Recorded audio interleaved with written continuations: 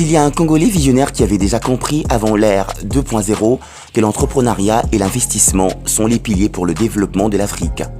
Ainsi, de toute sa génération, il fut le plus grand des entrepreneurs jusqu'à être le premier Congolais à posséder la première banque à capitaux nationaux en Afrique subsaharienne.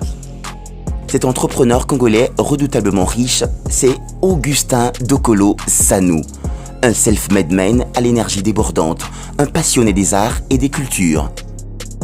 Augustin Dokolo voit le jour le 16 mars 1935 à Mbanza-Ngungu et fait ses études à l'école Sainte-Thérèse dans le même village.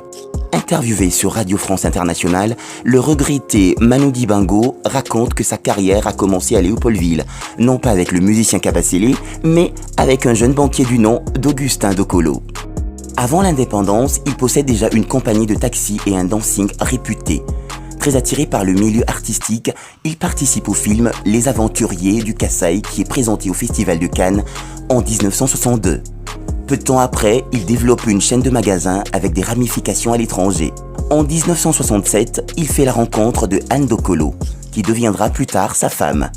Arrivée en 1966 du Danemark en tant que responsable de la pharmacie dans l'hôpital d'enseignement de la Croix-Rouge danoise, elle épouse M. Dokolo Sanou en 1968. Et de cette union naquirent 3 enfants, Manzanza, Sindika et Luzolo. Elle élèvera les 5 enfants de son mari au Congo, puis en Belgique et en France. En 1969, Augustin Dokolo entreprend ce qui restera sa réalisation la plus ambitieuse, la création de la banque de Kinshasa, BK. Avec un capital initial de 300 000 zaïrs, l'équivalent de 600 000 $, il réussit à créer la première banque à capitaux nationaux en Afrique subsaharienne, qui a atteint un chiffre d'affaires de 10 474 875 zaïrs en 1983.